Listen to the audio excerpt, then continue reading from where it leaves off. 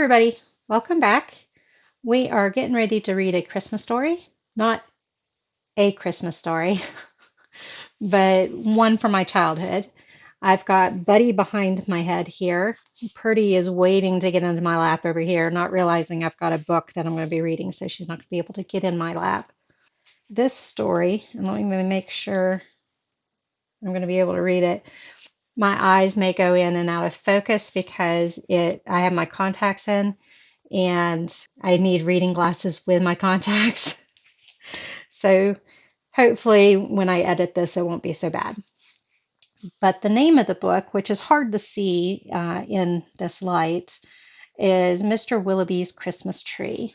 And it's by Robert Barry. That's not too bad. You guys can see that pretty good. So this book was written. So this book was written in 1963, to give you an idea on the year. And it's actually my brother's book. My great aunt gave it to him. My grandfather's sister, I believe that's the side of the tree she's on. And she gave it to my brother in 1972. So Mr. Willoughby's Christmas Tree. Mr. Willoughby's Christmas tree came by special delivery, full and fresh and glistening green, the biggest tree he had ever seen. He dashed downstairs to open the door. This was the moment he'd waited for. A magnificent tree, splendid, he cried. Please, sir, won't you carry it right inside? I think it might look best this year, right in the parlor corner here. But once the tree stood in its place, Mr. Willoughby made a terrible face. The tree touched the ceiling, then bent like a bow. Oh, good heavens, he gasped. Something must go. Baxter the butler was called on in haste to chop off the top, though it seemed quite a waste. That's great, Mr. Willoughby cried with glee. Now we can start to trim the tree, my tree. When the trimming was well under way, the top was placed on a silver tray. Baxter said, I know just who'd be delighted with this Christmas tree. And so it was presented to Miss Adelaide, Mr. Willoughby's upstairs maid. Won't this tree be a pretty sight when I have trimmed it later tonight? But the top, oh dear, I'm so afraid, will have to be cut, sighed Miss Adelaide. And so with scissors sharp and long, she snipped off the top while she hummed a song. The top was set out the very next day and back of the house to be thrown away. That little tree top caught the eye of Tim the gardener passing by. He certainly was not about to see that little tree thrown out. He hurried it right home straight away to see what Mrs. Tim would say. Fa la la! Surprise, surprise! His wife could not believe her eyes. But our house, she said, is so snug and small, I do not believe we need it all. And before Tim had a chance to shout, she cut off the top and threw it out. Barnaby Bear was padding by. It almost hit him in the eye. Now who would throw a tree away so very close to Christmas Day? I'll take it home, that's what I'll do. Look, Mamma Bear, I've a present for you. It's a pretty tree, yawned Mamma Bear quite drowsily. Before we go to sleep this year, let's have a Christmas party, dear. But Little Bear, standing off far, cried out, That tree won't hold a star. Barnaby said, Let's cut a hunk off at the bottom, here at the trunk. But Mamma Bear just shook her head and sliced the tree top off instead.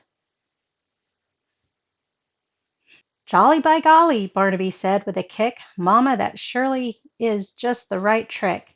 Let's trim it with bells and honey rings, some berries and tinsel and popcorn on string.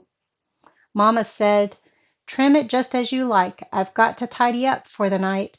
This top we won't need any more. I'll put it just outside the door. Later on that frosty night, Frisky Fox came into sight. He spied the tree top, rubbed his chin, opened his sack, and stuffed the top in. He scampered home and jumped his gate. This Christmas present couldn't wait. It's even better than mincemeat pie, said Mrs. Fox with a happy sigh. Then the foxes saw their Christmas prize was just a wee bit oversize. There, my dears, now don't you worry. I'll fix the top now in a hurry. Benjamin Rabbit found it then, just outside the fox's den. It seems he thought, most certainly, Santa left that for my family. Look, he cried, see the tree I found? With that he called his family round. Then there was a merrymaking, rollicking, frolicking, carrot-shaking celebration around the tree. All were happy as rabbits can be. Benjamin Rabbit, with his own hand, sliced a carrot and made a stand. Now let's see how this will look in our little chimney nook. But right away the children cried, Look, it's leaning off to one side. It's too tall, that's all, said Mrs. Rabbit. And as though it were a summer carrot, she gave a chop and threw away the top. Then Mistletoe Mouse just happened to see that tiny tip of a Christmas tree. He pulled it through the snow and ice, up some stairs. He fell down twice. At least he reached his cozy house. It's just the right size, said Mrs. Mouse. Then at the top, if you please, they put a star made out of cheese. Apparently we were drawing in it also. Oh, wasn't it grand to have a tree exactly like Mr. Willowby? And that's it. I'll show you the inside cover. And that is Mr. Willowby's Christmas Tree by Robert Barry. I hope you enjoyed this one. I had folks that liked the ghost story one that I told. I forget the name of it now, and it's over there. But I hope you enjoyed this one as well. Hope everyone has a safe and happy holiday, whether you celebrate Hanukkah or Christmas or Kwanzaa or any of the other